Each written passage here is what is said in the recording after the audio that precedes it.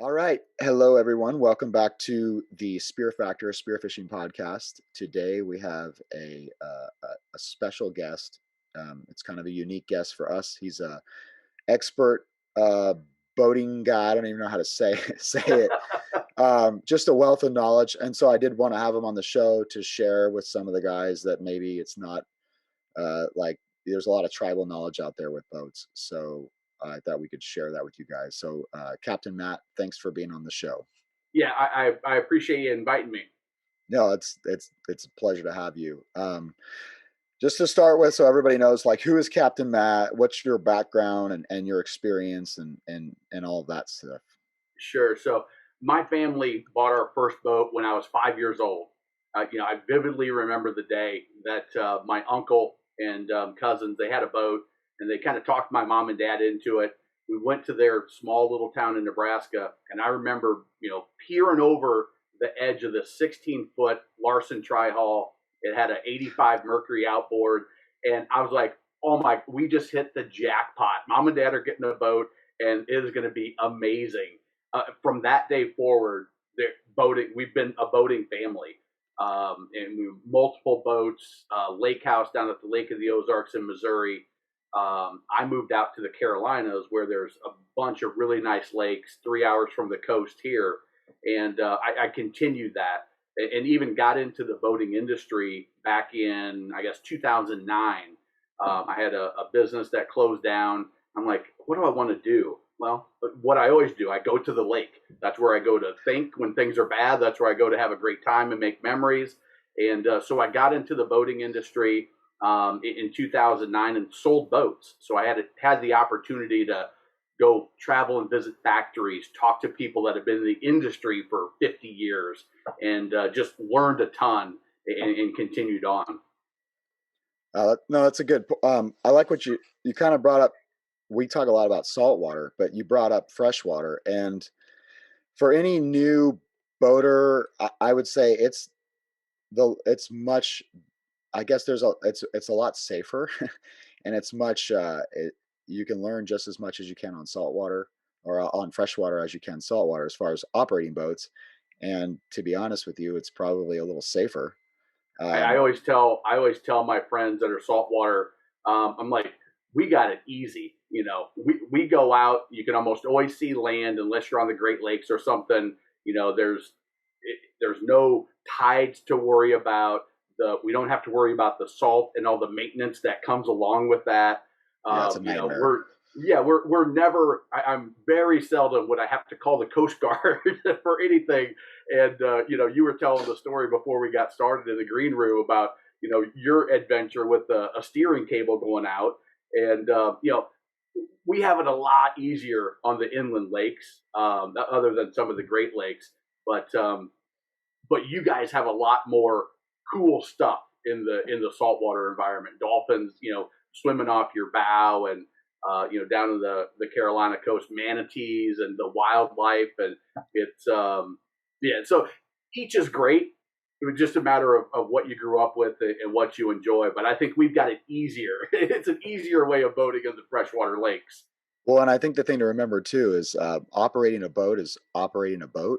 Um, and it's kind of, I remember like your story being 4 years old and we got a boat, and we would go water skiing, and I learned how to water ski at 4 and all that stuff. And you learn how to drive a boat with not as bad sea state, even though the wind can get real nasty out in the desert or, wherever the lake you're at it. But operating a boat is operating a boat. And, a real quick story was like I had a friend that owned a boat for like a year, and we were heading out shore, and he didn't have the swim tabs down, trim tabs down, and he's growing, and we're just like, and so I said, hey, do you mind if I show you something? Because I don't want to, come across as a, know-it-all. He's like, no, absolutely. And I just put the tabs down, and we just kind of leveled out and and he's like, are you kidding me? I've been doing this for a year. And it kind of was like a light bulb that went off that, like, hey, not every, like, how is he supposed to know this?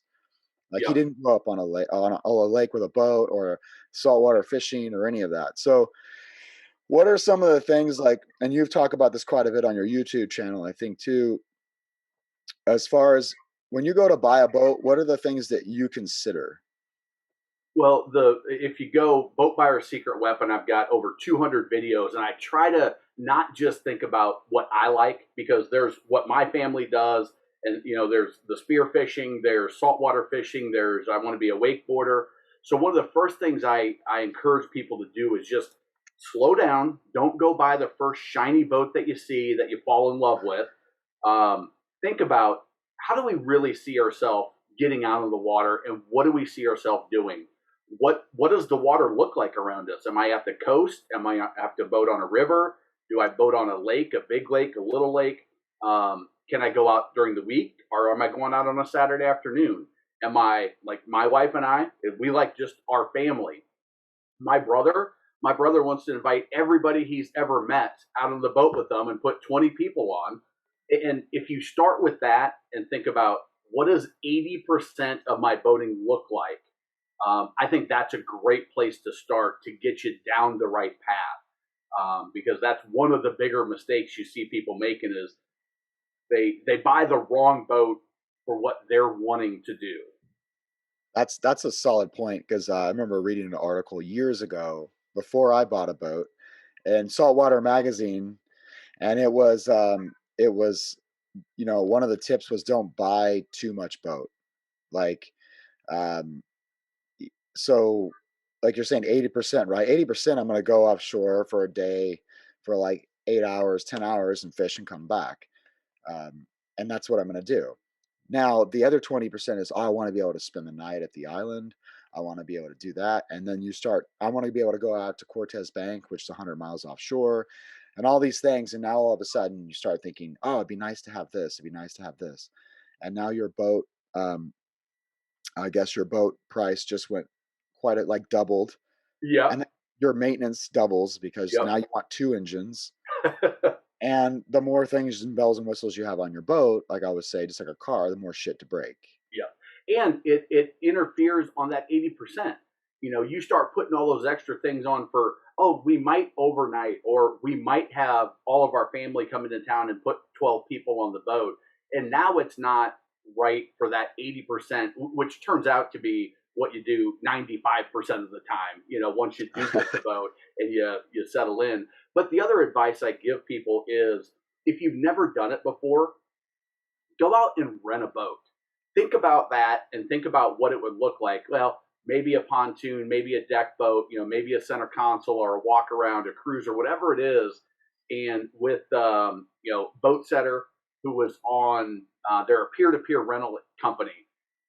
They were in my U.S. Boat Expo, which is I interviewed a bunch of industry experts to share their knowledge, because I have a lot of knowledge, but it's a tiny, tiny fraction of the boating knowledge that's out there. And so I interviewed a bunch of different people, and Boat Center participated in that. Get My Boat is another one, kind of like Airbnb for boats. And so you can rent virtually any boat that you could conceivably want to go out on for 400 or 500 bucks. And now you can spend a day and say, ooh, I really thought we were going to enjoy this. And you get out there and you love it, or you don't, but now you spent 500 bucks to learn that, versus buying a 20, 50, $100,000 boat and then learning it a little too late after that check's been written. There's that, and also people forget about the fuel consumption. Absolutely. Like that. If you can't afford to take your boat out, then it doesn't really do you any good. Because I know, I mean, we spent over $400 in gas last time we went for tuna, and that, and then you come home empty-handed. That only goes so far, so many times. uh, Yeah, you've got to consider budget as well. So you start with lifestyle, and then you have to think about money. But like you said, with fuel consumption, it's not just the boat cost or the boat payment and fuel. You've got insurance. Where are you going to store the boat? What kind of maintenance is going to be required? If you add that second engine, well, guess what? You got to do it twice every year. But it doesn't stop there. Now you've got gear. I mean, how much money do you have rolled up in fishing gear and spearfishing equipment? I mean, it can add Thousands. up. Yeah, Yeah, I didn't thousands. want your wife to hear the real number, but yeah, it adds up quick. And whether if you're, for me, we spent, I bet $1,000 on floats and tubes and water skis and wakeboards and life jackets, the stuff you want to have and got to have, and then you get a $800 lily pad to go out on the freshwater lakes is popular, or your fishing gear, which you never stop buying that stuff, and so you've got to look at that whole thing. It's one of the reasons I created the I call it a boat buyer's toolkit, which is it just helps people go through, and there's a cost of ownership calculator with it. You can get it for free at my website, boatbuyersecretweapon.com/toolkit, and it you can plug in your numbers, and so now you have a full picture of what is this boat really going to cost us, not just the surface numbers, but all in. I mean, in San Diego, what's it cost to store a boat at a marina? It's about at a marina. I Or think anywhere. I mean, 500 and up, I believe. yeah, Yeah, and then just to keep it on land around here, it's like 200. It's around $200 yeah. unless you keep When I was a it. kid, Yeah, we kept our boat in the driveway, which is free, but there's not many places you can do that around unless you have some land and you're not in an HOA. So you've got to think about all of those things, the lifestyle, and then you move to the budget. And now you can start looking for boats. Now you get on Boat Trader. Now you go to Craigslist and go to dealers and go to boat shows. But now you're going to avoid a lot of the mistakes that people make. There's still plenty pitfalls that you got to watch out for, but you've got yourself on the right path. yeah. I think that's the biggest thing that I see with people that didn't grow up on the water. They go on a boat once or twice, and they're like, "We need to get a boat."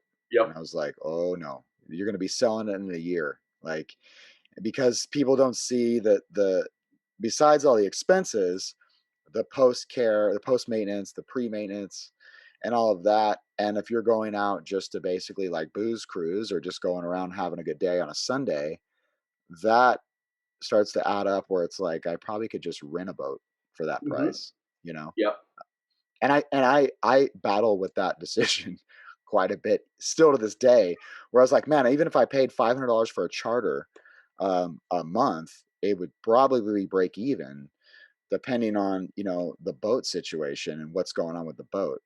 Is that easier? Because when you pay for a charter, you can walk on and walk off, Yeah. and that's There's, it. and I talk about this because I think it's unfair to say you have to own the boat. I like the idea of boat freedom.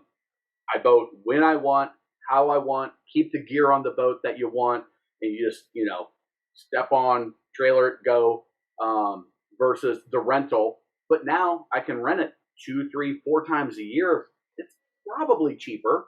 I can do a boat club, which is more expensive, but all that maintenance and stuff goes away, but you don't have that freedom and access as much. Or you can own your boat, and you just have to decide which of those three is right for you.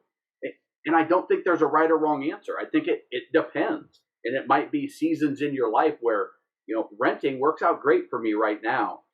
Owning works out great for a phase. And, maybe the boat club works when you're a little bit older and you retire and you don't want to put the effort in. But you think about all those options. And now when you do go out, you can really enjoy your boat. You're not thinking about, oh crap, I got to use this thing at least 3 times a month.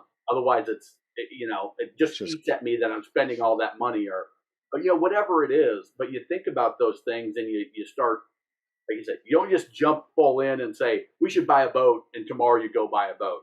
Like you said, it doesn't always work out. It typically ends in that boat being sold and maybe losing out on something that would have been amazing. right. Because for me, boating is one of the best ways to spend time with your families, and it's one of the best recreation activities out there. But you got to get into it right, and you got to make sure it fits you and your family and your lifestyle. Yeah, I think that's a really good point. I think you figure it like you would, like you said, you miss out on an opportunity if you, especially if you have a bad boating experience, because good luck getting your family back on the boat. Like, Yes, speaking from exactly. personal experience on that one, uh, it might be better. Well, you're all stressed out and things aren't going right, and then people get like chippy at each other, and it's just not fun for anybody, right? Yep. um, But that's why, I mean, going to Mexico is always nice because you just pay the guy $300 and you go out for the day or whatever it is, and everybody has a good time, and it's so Yeah, much less stress off you. no scrubbing fish guts, and Right, you're no gas filling up and maintenance and all that. But you got to go on their schedule, and you got to be back when they say it's time to get back. So it's just, there's no right or wrong. Just think it through before you jump right in. right. And so is there any like as far as the actual boat manufacturers or things to stay away from or things to consider, like basically the pros and cons of inboards, outboards, diesels, things like that? Yeah, yeah. So again, it goes back to the lifestyle that you're looking to do. For me, if you're in saltwater, outboard is probably the way to go on most boats. Maybe an inboard gas if it's big enough, a diesel. They get to be expensive. For me, I would stay away from stern drives, from inboard outboards. Jet drives, I'm torn on that. Depends on how you're going to use it. But again, if you start with the lifestyle and where you're going to boat, how you're going to boat, it can help you kind of lead into that. I did a whole video on propulsion systems and what's right and wrong. And again, there's no good one or best one. There is the right one for the way Brett's going to boat. There's the right one for the way my family's going to boat, and there's the right one for the way you're going to boat. You just have to get that knowledge and listen to podcasts like this and people that have that what you call native knowledge or tribal knowledge. There's a lot of it out there. My channel's one, your podcast. There's a bunch of other ones that are out there. Just do some research and slow it down a little bit at first, so that you can make a smart decision.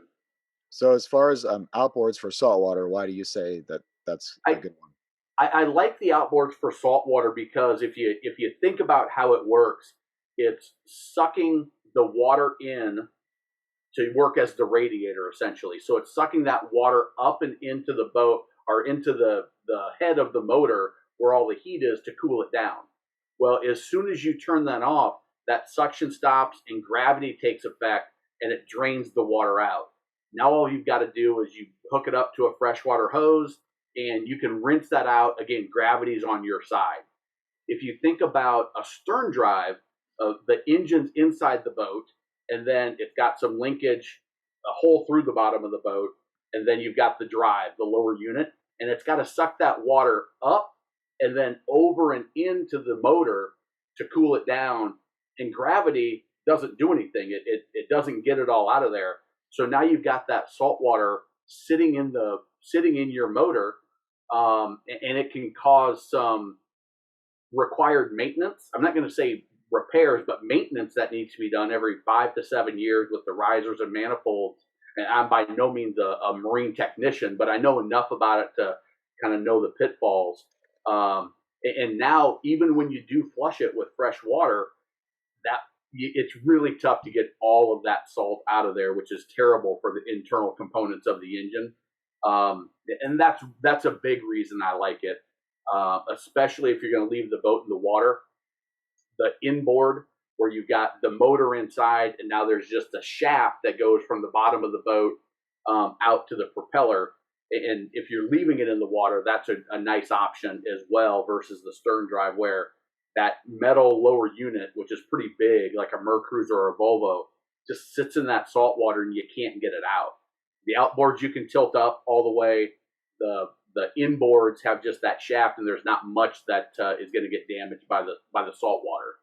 So, but again, depends on how you're going to use it as to which one you would recommend.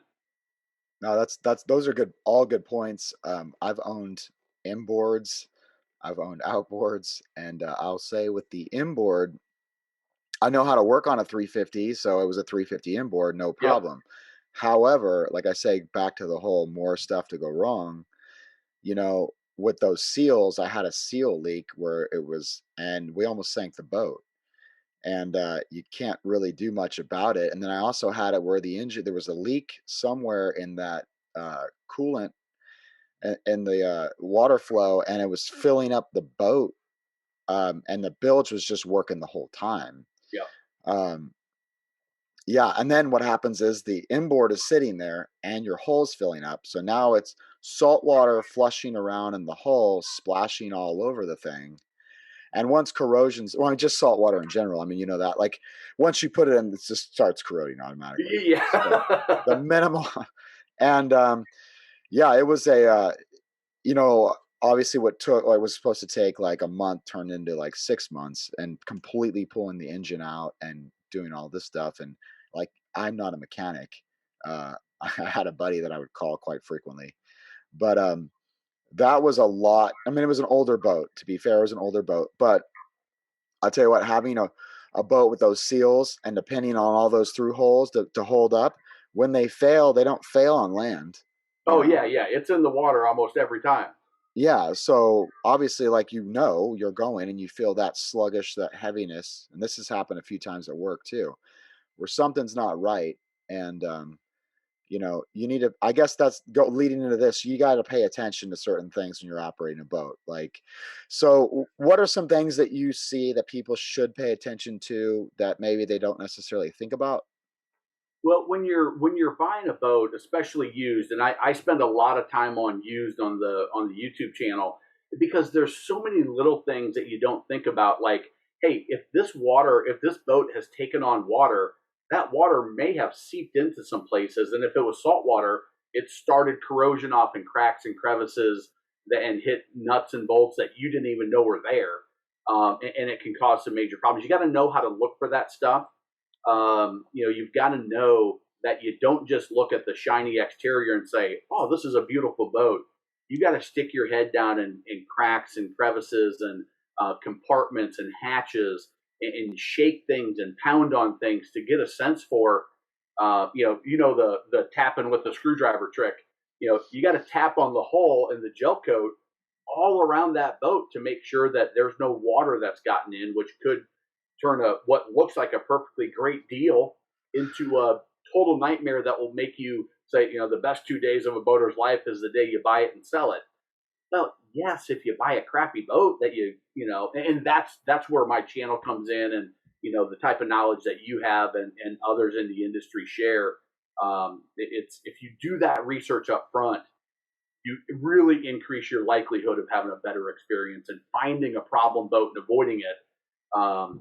Because what looks like a great deal and seems like, oh my gosh, I got this boat for practically nothing, could turn into the your biggest nightmare and the biggest money pit. Yeah, been there. Oh, that. You didn't find my channel soon enough, did you, Brett? No, no. Um, I mean, I learned a lot, and I, yeah, I never want to be the guy that's like the first, the happiest day, buy it and the happy, sell all that stuff, because Yep. I truly, like most of us, I guess, love the water. And if you're, like you said, if you're doing that, then it just wasn't the right boat. It has nothing to do with that's not boating. That's not what Yeah. boating should be. And again, being a boater since I was 5, these aren't things that I just inherently knew. I had it happen to my family and people that I knew. Being in the industry and selling boats, I would talk to people all the time that made these mistakes and came to me, and I learned from them. We had a marine at the dealership, so there was 500, 600 boaters that I would talk to, consistently, and I would learn stuff from them. And then going to a factory and actually seeing how a boat is made really is eye opening. That there's a lot of stuff below the surface that you need to find a way to inspect it if you're buying a used boat, new to a certain extent, but that you're like, oh, now I see why that's so important. That if this floor is soft, that's not just an easy fix, or if there's water getting in through one of those through hull fittings and it's getting into the fiberglass and it's delaminating and rotting from the inside out. It's better to know that before you write the check than afterwards. And that's where I try to make these videos, just to let people know, because I want somebody to, if they buy a boat, to absolutely love it and say, holy crap, this is amazing. We're making so many memories and having such a good time. That's why I put it out there. Yeah, salt water in the engine is another big one where it looks like Yes. cream. That is like, we've got problems because, Yep. like you said before, the corrosion process. Now you're going to be buying a new motor at some point. Like, yeah, Yeah. quicker And than you probably. that's another reason why I like outboards in saltwater a lot. Um, you know, They are, if you do have an issue, you can replace them, but you don't have the same issue because that the power head of the motor is way up out of the water, and you don't have some of those things that can happen to inboards and to stern drives. So How about how about diesels? Because I notice a lot of commercial guys use diesels, and just like trucks, diesels they have low RPM, they tend to last longer. Like, what do you think about diesel engines? diesels are fantastic for bigger boats. Here's what a lot of people don't realize is a diesel engine new is probably 4 to 5 times more expensive than a gas engine, but they last 10 times longer. So the commercial guys, because they put 1,000 hours on their boat a week. I mean, there's people on my channel that are like, yeah, I've got 5,000 hours on my boat this year already, and they just work them all the time, and that's what diesels are perfect for. They're great for pushing big, heavy loads at lower RPMs, but they're super expensive to buy new, which means that if I'm putting it on a 30-foot boat, do I want to spend that money now and get that advantage, or am I going to opt for the gas? That's why you typically about 35 to 40 feet in size is when you start to see it tip. That you see more diesel on 40 and above, and gas a lot of times on 40, 35 and below, because of that extra expense. But I love diesel in certain applications. Like, they get better fuel mileage too, as far as like, yeah, because they're just running low RPMs. Yeah, exactly, exactly. The maintenance is a little bit different, but that the the fuel consumption is going to be big, and then the longevity of the engine. I like to say 1,000 to 1,500 hours is kind of a useful life for a pleasure boating outboard or stern drive. Because people don't always take care of them as well as they should, and that's when you're going to start to see some major repairs and some failures. Diesels, I mean, well, you got to rebuild them at like 20,000 hours or something like that, Yeah. and then they've got another 20,000 hours left in them because the way they operate, lower RPM, and it's just a different setup. No, that's interesting. So you say, like, I was going to ask you this actually about engine hours because I always thought it was like 1,500 growing up, like around that. And then some of the guys told me, I think at a boat expo, they were saying like 3,000 now. And I'm like, so what have you noticed over the years? Like, Well, here's the thing: is if you're a professional captain, you're a charter captain, or you're running a ferry, and you're running that and putting 5 hours on a day on that engine. That means that every 4 weeks you're changing the oil, you're putting a new impeller in, you're putting new gear lube in, and that boat is getting serviced all the time. Yeah, you can run that Yamaha or Mercury, Suzuki, whatever it is, for 3, 4, 5,000 hours because you're on top of it. The reality is with pleasure boaters, you know, around here, freshwater lakes, 50 hours a year is, about average on the coast. If you're a wake surfer, you might put 200, 300 on because you're always running. If you're on the coast, you may put 100 on or so. If you're doing offshore fishing and you're making 20, 30 miles runs out, maybe you do 100, 150, 200 a year, but it's still that boat sitting more than it's running. And engines want to run. They do better when that oil is being lubricated through the system and all of the components are working and getting exercised. Um, but the pleasure boater doesn't use it that way. And the pleasure boater also says, I could probably get another year out of this oil before I do an oil change or before I change my impeller or before I change my gear lube. And they, not lack of maintenance, but not the consistency of maintenance causes them, in my opinion, to that 1,500 hours. I think is still a good mark on a pleasure boat. But the engines themselves, they're breaking down because of they're not getting maintained properly. It's not because the engines are failing. It's more about user maintenance.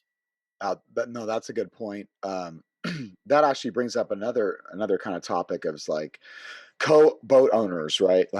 Like anything like a partner, you got to be really careful who you choose to go into. because like you said, the lifestyle, what you want, like 80% of what you guys are going to do. And right now with our boat, there's three of us. And for example, and we all fish. Well, just because life happens, the guys got busy. Both of my partners, and they're good guys. They got, we have no issues really with the ownership stuff, which is great. But they got busy like deployments and all this other stuff. And so this year, this summer, I think out of 100 hours, I think I put 90 hours out of those 100 on there. So like I'm on the hook for the maintenance, which is fine. But like if I think about what you said, if I didn't take that boat out, it would have got ran, I think, twice in 4 months or 5 months. And stuff gets gummed up, like you said, lubrication, carbon buildup, and just sitting there, salt, not like whatever salt is in there is going to sit there and crystallize. Yep. The humidity, I mean, just whatever it is. uh Imagine your car, like I try to drive this home too with my car. When I would go on deployment and I'd come back, and if my wife didn't drive it at all, like the engine's dead or the battery's dead, and then you start that thing up and it's like a rough little idle. I mean, it's got some miles on it, but the point is you just would never do that with your car, right? So it's like, why is a boat so much different than your car? Well, think about it. Like, you guys aren't we're not running it like Yeah, that. it's sitting, and it's sitting in an incredibly harsh environment. I mean, you've Right. got humidity, you've got salt, you've got dirt and corrosion. Now you let all that oil drip out of the head of the motor. Well, guess what? It's going to start rusting up, and over time it could seize. You've got your bilge pump, a very important safety thing that it hasn't been exercised in a year because it just hasn't been used. The switches, the everything needs to be used on a boat. And when it's not used, that's why people say, "Oh, this boat, it's a 3-year-old boat and it's got 10 hours on it." I'm like, that's great, but just make sure everything works. Or it's a 10-year-old boat and it's got 100 hours on it. I'm like, ugh, you're probably going to have some maintenance stuff that you would have never expected. I would rather have a boat that's kind of hitting that average use mark for your area, up until, you know, 800 hours. Now I'm starting to get like, all right, I got to plan for maintenance. It's okay, but just plan that you're going to have to put a few $1,000s of maintenance stuff to get that engine where it needs to be. Just if you look at the manual, you got to do this stuff, and it costs money if you can't do it yourself. But yeah, that's still the number I use to this day. Is that 1,000 to 1,500 is where you're going to have some major stuff happening, if not a catastrophic event, which you don't want. Now, um, so the other thing too is people don't think about gasoline goes bad, right? So Absolutely. you got a full tank of gas. Now you got to drain that, and stuff's been sitting in the engine. Like there's still, and so those are all things that I guess people forget about. And I even think about in our own boat, like if I wasn't using it, so it sat there for 4 months with a full tank, and we all fill it up after every time. So what we did is in the wintertime where I'll still dive and they just fish, I'll dive on some deeper reefs around here, is just saying like diving shape or whatever. But I tell them, I'll just let them know, hey, I'm not going to fill it up. So if you need to use it, let me know, and I'll just Venmo you the money, because I'd rather run through the whole cycle of fuel before it's for 2 months. Yeah. So those, I guess, those little things. But what are like? So I tell people personally, and I'm just curious to get your opinion on it. Like when they go to look at a boat, I always say like, hey, make sure the engine is like the biggest thing, because that's the most expensive part of it. Yep. So make sure the engine's good to go. Now, um, like there are other things like the hull and all that stuff, but like what would you say are probably like your three, like I guess we kind of talked about it, but three most important things to consider, like when if someone were just to call you and be like, hey, I'm looking at this boat, like what, walk them through like what Yeah. they would do. So, like I said, I've got the toolkit that goes through everything. It's like 25 pages that they can get for free. But so the first thing that when you walk up on the boat is just inspect it from the outside and bang on the hull, the outside of the boat, everywhere that you can, just with your fist, and then take a screwdriver with you and tap on the hole around any through hull fittings, around the transom on the back of the boat, around by the lower unit or where the motor's mounted if it's an outboard. What are they And listening? What are they listening for? so if you think about, like, if you hear that tap sound, you're hitting a hard, gel coat is like a hard acrylic almost. And you want to hear it, kind of, the screwdriver bounces back and you hear that nice ting ting. When you hear a thud thud, that means that water's gotten in there. And maybe not walk away, but now you know. So I always say, I want to find everything that's wrong with that boat so I can make a smart decision if I want to deal with it, what kind of price I'm willing to pay for it, or do I want to walk away? So when you're banging, you're listening for, is it solid? When you're tapping, you're listening for that kind of, you'll know it when you hear it kind of sound. Like, you go from a nice tap tap tap to a thud thud thud, and it's more hollow sounding bad. So that's number one. Now you can find, all right, we got a major issue here, which could make this boat worthless very soon.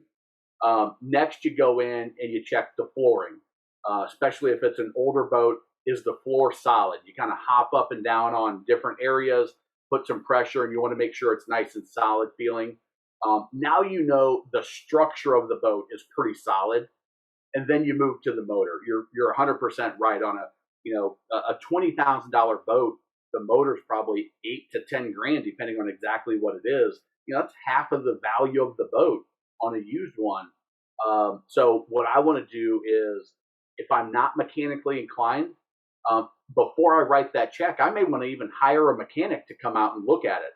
Spend an hourly rate, probably $100 an hour. Spend maybe even 200 in your area, 100, 200, $300 to get a little insurance that mechanically the boat sound. That would be the next thing. And then I'll add a bonus one here. I would never buy a boat unless I put it out on the water and I was able to run it for 20, maybe even 30 minutes and do in the toolkit. There's a demo checklist. Put it in gear, put it out of gear. Run over some rough chop. How does it sound? Run it wide open throttle for a minute or two. Does it keep up? Come back on the throttle. How does it sound? And if you don't feel confident with it, hire somebody to go out there with you, maybe a surveyor, which is more about the structure of the boat, or a technician, which knows the mechanical components of a boat. And those would be the big things. The on water running it, to me, is just, it's non-negotiable if you're buying a used boat, especially. Yeah, I didn't do that. And the first time I took it out, I noticed there was salt in the engine and the thing fell on its face when I gassed it. And there Yep. was a leak in the engine, like water in the system. There was a bolt missing in the head. I don't know what was that. And it was just coming out. And so, yeah, I mean, I didn't spend a lot of money on it, but yeah, all those things would have been like, my friend who's a mechanic said, this boat's got some problems. Yeah. And Yeah. then immediately it was like, hey, let's go fishing, to, okay, we're going to be down for a year fixing this thing. Mm-hmm. Um, Time, it- money, and that's not how you want to start your experience out. Now, if you go into it and you do all these inspections up front, like I say, my philosophy is, I want to know everything that's wrong with this boat. So if I buy it, I know what I'm going to fix, what I'm not, have an idea of the cost, what I want to spend on it, and if I should walk away. And I helped a buddy of mine buy he got a $23,000 used chaparral for a freshwater boat. He had one, a Sea Ray, the 240 Sun Deck, which is an awesome boat. I hired a buddy of mine to go out and do the mechanical inspection. I was there to do the demo ride with them, to do that sea trial. And I said, listen, James, walk away from this boat. Like, yeah, you gave Max, $200 to do his inspection, but walk away from this boat, because you're going to be just a disaster waiting to happen at some point. He's like, are you sure? It's really nice. I'm like, yeah, just walk away, spend your $200 of insurance. And, we found another boat that was just as nice, but it didn't have those issues that would have been nickeling and diming him, and you know, causing his wife to be all mad that the first time they went out, it didn't run, and they, you know, they didn't get to enjoy the boat the way they want to. And you don't have to be an expert.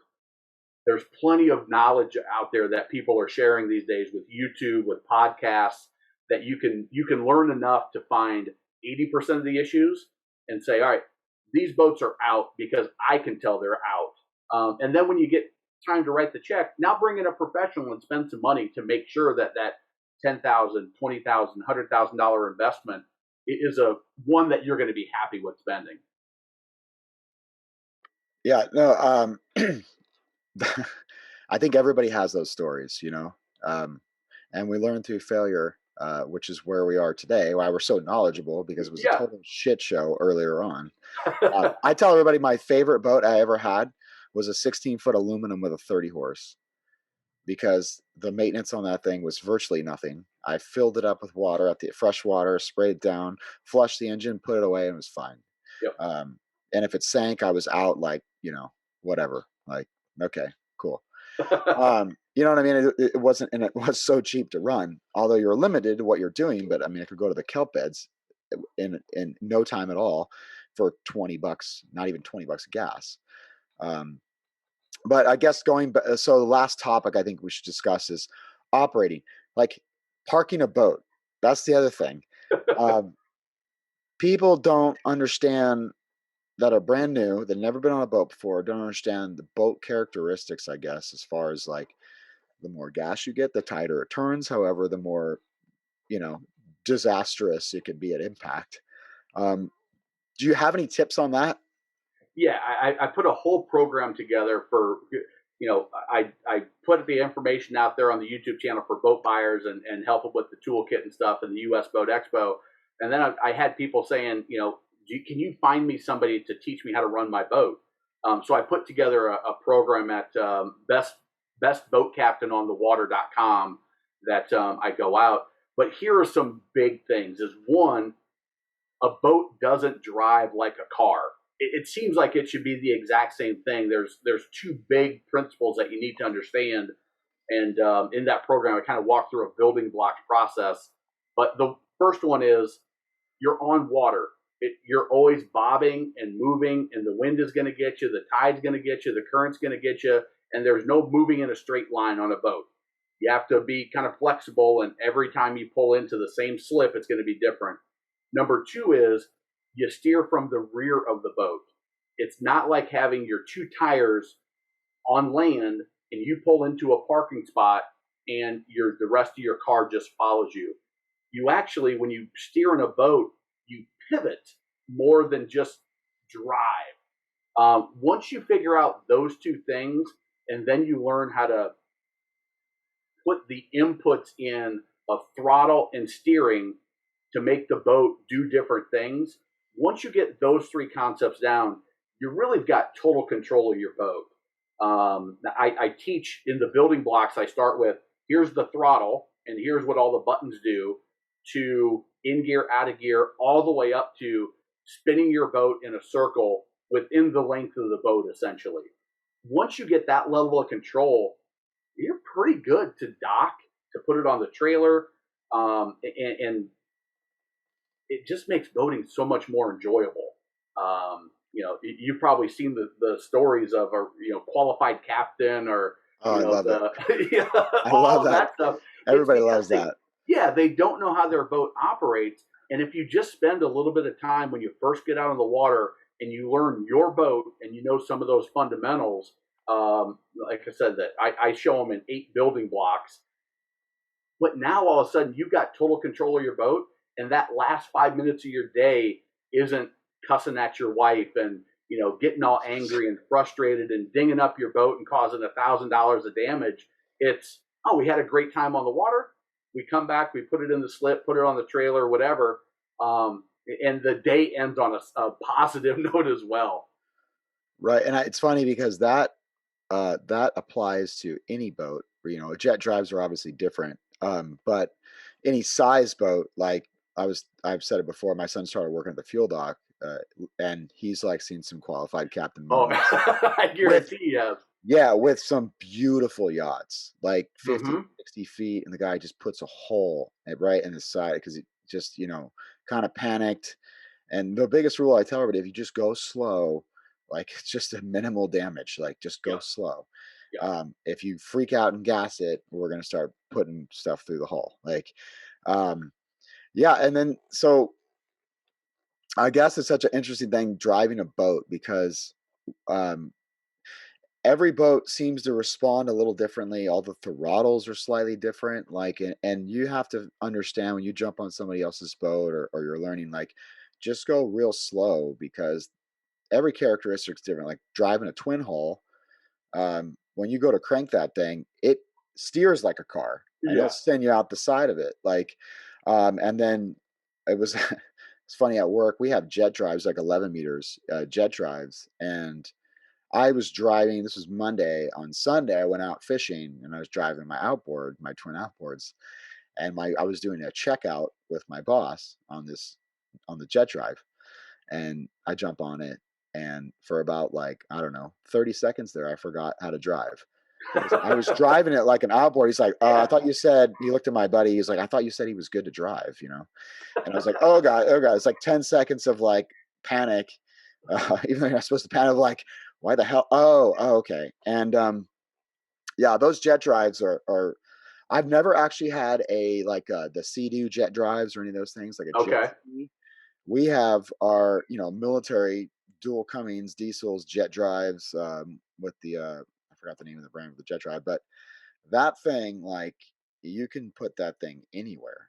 But Mm-hmm. um, I tell people, just like every boat's different, when you go to pick stuff up with a jet drive, it's pushing water. Like, Oh yeah. so anything you try to pick up, like if you're driving to pick up a skier or anything, they could be getting blown away from the boat depending on how you're crabbing over one way or another. So I try to get it in the bow, get close, and then move forward slightly. But there's like all these little things that we say, go out there and throw a life ring in the water and just practice picking it up. Like, Yep. practice picking it up. If you have, jet drives are nice. You can just literally pivot around the thing. That's always cool. If you have a 50 cal on the front, that's even cooler. But but in the grand scheme of things, like, it's your boat, so just go out and play with it in a safe environment, like a lake, a back bay where there's not a lot of traffic, Yep. and do it where it's forgiving. Like yeah. So I guess that's just the sum it up. One And of if you the I when I sold boats, so we sold Yamaha jet boats at Boston Whaler, pontoon line, Sea Ray. So I would, on one day I could run a 19-foot jet boat, a 25-foot pontoon, 38-foot twin engine Sea Ray, and a little skiff. And so one of the first things I would do is I would, you know, get out in a little bit of open water and just get comfortable with the throttle. How does it shift? Get out a little further. How does it steer? It's what I teach in the best boat captain on the water training. Is after we go through the building blocks, build the last one is go find a plastic no wake buoy, if you can, somewhere in a secluded cove, a back bay, and now practice like you're docking, practice like you're pulling it onto the trailer, and use that as your point of reference. If everything goes, it's a shit show, um, you're okay. The worst thing that's going to happen is you're gonna hit the buoy and you're going to be like, oh, don't do that again. But that practice, like you said, do it in a safe environment. Do it where there's not much wind, there's not much current. Have a point of reference. I think that's helpful. Whether it's something that you're not going to run over and get caught in the prop or anything, but in a buoy works well. And man, it's amazing how quickly you can come along with your skills when you go through those building blocks. You do that practice on a buoy, and now you don't have to. You're not going to end up on qualified captain. You're not going to have Brett's son seeing you at the fuel dock. Yeah. Being embarrassed. You don't want to be Right. embarrassed out on your nice boat. Right. And so just take that time, get some training, whether it's to hire a captain locally, something online, and then go out and practice on your boat because it's going to be different than any other boat you run. Oh, that's 100%. I guess this would be the last topic if that's okay with you. Yeah, I'm good. I don't have to pick my daughter up from school for another hour, so Okay, I'm always happy perfect. to talk boats. No, it's you're in the same boat I am, literally, nice and figuratively. So as far as you mentioned whaler, right? Boston whaler, and I think about Boston whaler, and I know like, well, those are expensive boats, right? And then you have bay liners, right? And it's not so expensive. What, from a manufacturer standpoint, why or what is the difference in manufacturing? Why do some boats cost more than others? And Yeah, is it worth it? it depends. The does is it worth it depends, and I'll explain that in just a second. But so I went to the spring. I went to the Greenville, South Carolina boat show, which is an inland lake area, and the Charleston, South Carolina boat show, which is a coastal. They're right on the coast, and I inspected probably 50 pontoons and 50 center consoles. Boston Whaler being one of them, and 18-foot center console could be 40 grand or it could be 60 grand. Like you look at it, you're like, where's that $20,000 difference? It's in the construction and the little details, the amount of material, the type of materials in their build process. So I created 2 videos from that research. One's on pontoons, one's on center console, and I walk through how the boats are made, each version. So we'll do center console. That one's dropping, I think, in a couple of days here on the 12th. It may be out when this podcast goes live. But so the first thing they do is they lay the gel coat, then they lay the fiberglass. It's called the lamination schedule. They build the top and the bottom, and they put them together. And so you can't, everything that is in that $20,000, 90% of it is hidden. You can't see the differences. It's the amount of fiberglass and the thickness of the hull, which is going to mean more weight, a more comfortable ride, safer in really, really bad conditions. The hardware that they use. Are they using 3/16 stainless? Or are they using 306 stainless? 306 is cheaper, but it's going to rust and corrode quicker and easier. 3/16 is still going to rust and corrode over if you don't take care of it, but it's going to be more durable. How do they mount their hardware? Are they just screwing it through the fiberglass and mounting it? Or are they building a back plate into the lamination schedule where I know a cleat's going to go here, I know a through hole is going to go here, and now it's mounted into something solid that's layered in the fiberglass? The wiring, are they, if you look at the wiring, and I showed pictures of all this in the videos, if you look at a whaler wiring, and then you look at I'll say trophy, that's a Bayliner center console cousin.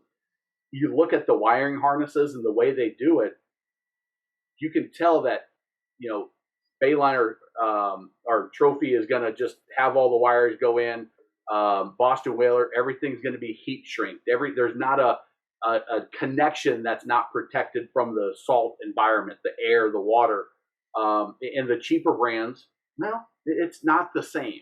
And you have to kind of see them both like side by side to notice it, and know to actually look back in that stuff and look where the wiring is. Now, with that said, so that's going to give you, it's like the difference between riding in a Mercedes and riding a Kia. They're both safe cars. They're Mercedes may be a little bit safer, but the ride different. It's the same thing with the boats. On the flip side, we talked about that the motor is about 50% of the value of a used boat. It's not the same, probably 30% on a new boat, but a Bayliner or Trophy and a Boston Whaler both have the same 150 Mercury outboard on the back. So the power is the same. It's just more about the durability, the ride, and then personal preference for a certain point. I wouldn't. My father-in-law wouldn't be caught dead in a Kia. He bought a Cobalt. That's the boat that he bought when I was Yep. like, that's what you need to get. You're going to be unhappy in virtually anything else. My other friend had a Bayliner. They boated on inland lakes. He just wanted something to tool around with his young family. He was more than happy with that Bayliner. Sold it. Ran it for 5 years. Cost him $1,000. Plus maintenance and the little bit of money you put into it. So I don't think there's a good or bad. I think know the difference, and there is a difference in that 20 grand. Know what that means, and then you decide based on how we're boating, based on my personal preferences and my budget, what's important. Now that's a really good.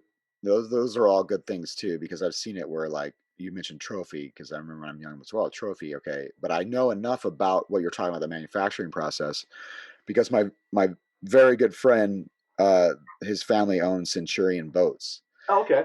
Yeah, and they sold it, but he told me about, when you got a two part and you put it together, you want one that's a solid part, and then like you can really feel the difference between being on a twin V um, cat and World Cat, or they feel heavier, which gives you not as good gas mileage, but they are solid. Yeah. And that's like a Parker versus a trophy or whatever it is, but like you can tell when you get on the boat, the like you said, the attention to detail and the materials they use. um yeah, and if you're using it for a lake just to go out with a family, you can always upgrade. Yeah, yeah. It's in my mind these days, there's not a boat that a brand that I would be scared to have somebody on, like safety wise. Right. So safety wise, I think we're through the days of the bayliners where you could pound it with your fist and your hand would go through the fiberglass because it was so thin and it was chop gun. I think we Um, all have heard those horror stories too. I remember as a kid, I've never seen that, but I remember like putting a hole in the hull, like a wave hits it and sinks the thing. Yeah, yeah. Yeah. That used to be the case, but manufacturing has gotten so good, and the technology is coming along that they can build a rock solid hull, even if it is thinner than what you would find in a Grady or a Parker or a Whaler, Pursuit, whatever. It's still a good, safe product that I wouldn't be scared to be out on it. Now, with that said, the ride's going to be different, the feel's going to be different, and you have to figure it out for yourself. But so what I did with these videos is I took pictures and video of all of the boats that I inspected, and I just put them together, and I went brand by brand and said, let me show you the things that I liked and I didn't like. So now you can take that, not that I'm promoting any brand, but now you can take that information, and when you go look at a new or used boat, a brand I reviewed or not, you'd be like, oh, Captain Matt showed this and talked to why that was important. And now you can take that knowledge and do your boat shopping and make a smart decision for you and your family and your money, make a smart investment. That's a useful tool. And like you said, the toolkit and all that stuff on your website, that sounds like that would save you a lot of money, but also just really useful. I mean, like I'll probably go and check Go that out grab, too. yeah, go Yeah. grab it. And I do have I've got a first time boat buyers academy too, which goes way deep into all this stuff and walks through 7 steps. But I'll send that to you for just for having me on the podcast as a thank you. Oh, thanks. But here's I get emails all the time and comments on my YouTube channel all the time from people that either say, hey, I watched this and you helped me avoid a costly mistake. I was going to go down the path to buy a OMC stringer drive on a 30-year-old boat that seemed like a great deal. I watched your video, now I'm walking from it. And I got other ones that say, I listened to your information before I started shopping, and we love our boat. We took the best boat captain training, and we can run it, and we're safe, and we're having fun, and it's easy. And we learned a lot on how to operate it properly. And I mean, it is so much fun. You probably get the same thing. You introduce somebody to this lifestyle, to spearfishing and to diving, and you're like, I just made an impact on their life forever. Like forevermore, they're going to have these experiences and these memories, and it's amazing. Yeah, it's funny you say that. I always say like using your power for good. Like Yeah, we exactly. learn like knowledge is power, right? Like so you learn all this stuff, and you can only shoot so many fish and shoot so many different kinds for it's like, yeah, I don't get the same, I obviously like to eat fish, but I don't get the same. It's not about I don't get the same satisfaction as putting a brand new guy, a brand new girl, whoever on a fish or a kid and they shoot it. Like that is you're like really making an impact Oh in the God, world. yeah, yep. Yeah, It's the same thing like water sports, teaching somebody to ski, teaching somebody to drive the boat, whatever. right. But I do have some programs that you have to spend money on, but I've got a crap load of free stuff on the YouTube channel and the podcast that will anybody can value from, or just some people watch it for entertainment, which I find funny. But Yeah. it's such a big part of your life. For you, introducing the kids to it and introducing your friends and family to it. Um, I don't know. I just think it's one of the best things you can do with your family for what the world needs right now. Like better family relationships, better friend A relationships, hundred and percent. less Fortnite and being on screens. So Amen to that. Amen to that. 100%. Yeah. So, where, just to say it again, where can everybody find your stuff? Like, how do we get in contact with so that? yeah, over 200 videos at Boat Buyer's Secret Weapon. Most of them, and there's some articles at boatbuyersecretweapon.com. Just go there, check it out. There's some playlists. We have over 20,000 subscribers. So if you enjoy it, subscribe. We'd love to have you. I try to respond to all the comments. It's getting a lot these days, but Yep. I Yep. love, and you probably have the same experience, Brett. Is I love building the relationships with people. On my podcast, Boat Buyer Secret Weapon, I interview first-time boat buyers like that are shopping and just try to answer their questions. And it's just, to me, it's so cool to just hear the excitement of them getting into this whole new lifestyle. So go check all that out. If you want to be a guest on the podcast and you're shopping, that would be pretty cool too. I don't know anything about spearfishing. I can't help Yeah. you there, but I can answer some questions for you.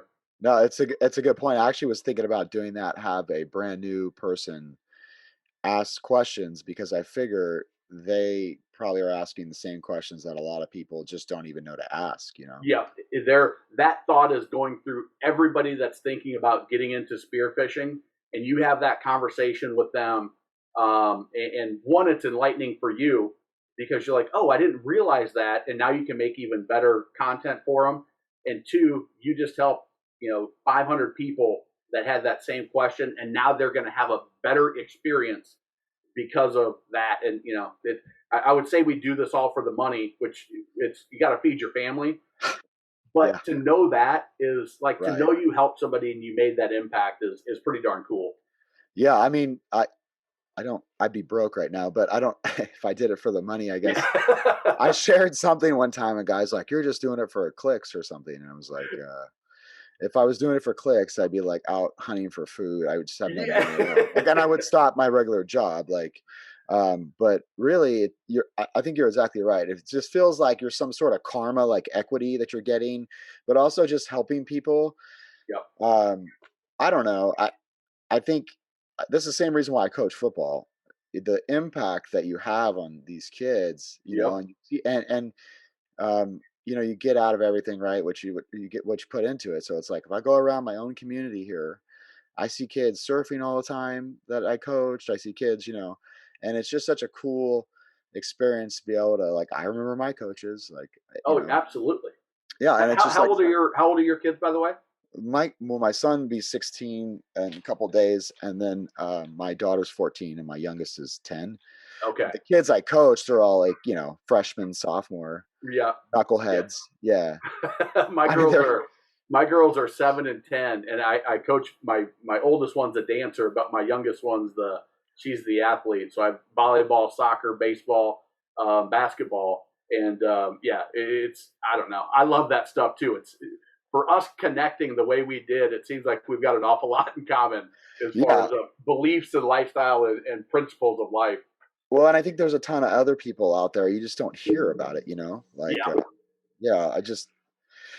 yeah, yeah, if everybody just gave a little bit, we'd all be doing pretty damn good. I Agreed. don't know. Well, I Yeah. would love to, Brad. I would love to have you come on my podcast and talk spearfishing, Oh yeah, because absolutely. I think that would be cool. So we'll definitely do that in the next handful of weeks here. Yeah, we could talk about like what I look for in boats for like my recreational Yeah, activities. exactly. It's Yeah. it's so every region and every boating lifestyle has something different, It is which funny is, because it's true. Yeah. yeah, exactly. It's Yeah. Trends. what works in one area doesn't work in another, and it would be great to have your knowledge and experience as well. Oh, it's great. It's a pleasure to be on the show, and thanks for coming on my show too. Yeah, this has been a blast, man. Thanks for having me. All right. Thank you, sir. All right, man. Take All care. right. Okay.